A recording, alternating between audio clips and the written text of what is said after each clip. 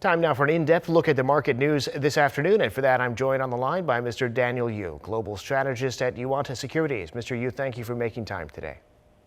Thank you for having me today. A massive drop on Wall Street overnight, led by tech stocks, maybe the popping of a bubble many analysts said was coming. But what do you say, Mr. Yu? As you said, U.S. market did quite a bit of a damper in terms of price performance. Dow Jones tumbled by 2.8%, and S&P plunged 3.5%. And the biggest drop came from the Nasdaq, where it dropped almost 5%.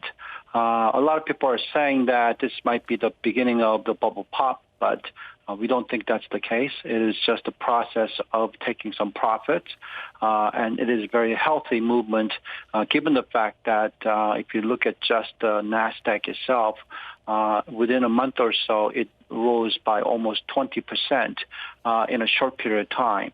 From the bottom to top, Nasdaq was up almost 82% from the March end to now, or the peak recently. So the time of correction was kind of necessity in order for the market to further go up in the future. The concern right now is regarding the level of the liquidity condition versus the actual economic numbers. And the economic numbers are not recovering as likely to as we hoped. If you look at the also the most recent number of ISM PMI number for the service sector, it came in slightly lower than expected.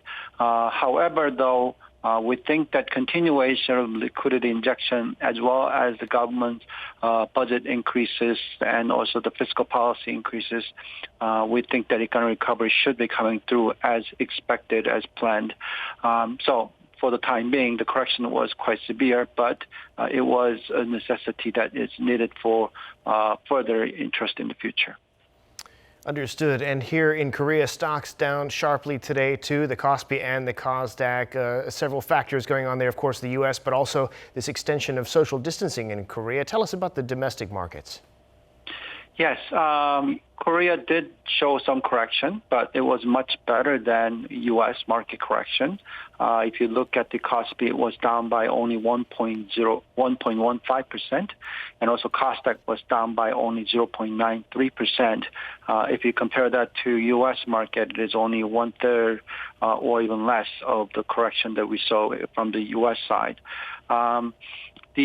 The current concern, obviously, is once again sharp valuation rise, where the fundamentals are not improving as quickly, but the prices for most of stocks were risen quite significantly. We think that more efforts by the government is necessary, and the ruling Democratic Party of Korea Lee Nak-yeon noted that his party will speed up the discussion with the government for the nation's fourth extra budget this year, while the finance minister Hong Nam-ki said that fourth supplementary budget plan was under review, and the government will soon reach a conclusion in regards to this. If this actually happens, we think that risk appetite for the equity should come back. For the time being, people are still concerned about this COVID-19 new cases, and the numbers are declining, but nevertheless, it came in at 195 new patients on Thursday. I think that number needs to go down to below 100 in order to see the social distancing going from 2.5 to below 2. Government have decided that the social distancing of 2.5 will be lasting until the 13th of September. So obviously domestic consumption or domestic demand side of the numbers will not be looking good, whereas the export numbers are coming in better than expected. And speaking of exports, Korea's current account surplus in July was the biggest in 9 months. Some are calling it a recessionary surplus, though. What stands out to you about these trade numbers?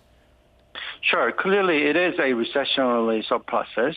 If you look at the June, the numbers came in at second straight month of surpluses, and it was one of the highest numbers that we've seen in a while. The total number came in at 3.33 billion current accounts the current account surplus reached 19.17 billion from January to June, and it turned to surpluses from the deficit number in April of 3.3 billion deficit.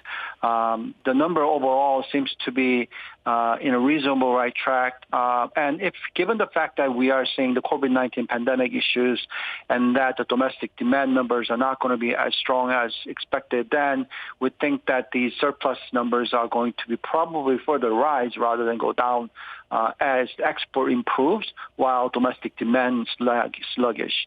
And we think that that kind of trend should continue in the future. And also the current account surplus is also is important, where the foreign direct investment as well as the net purchase of the equities by foreign investors matters. And that number seems to be fairly stabilizing versus what we saw significant selling out over the last first 6 months or so. So all in all, we think that the current account surplus numbers should not go down in the future, but further go up. And if that happens, we don't think that currency depreciation will be anything significant. Right now, the currency trades at around 1180 to 1185 range bound. We think that that should stay for in the future. Got it. All right, Mr. Yu, thanks so much for sharing your insights today. Have a great weekend. Thank you. You too.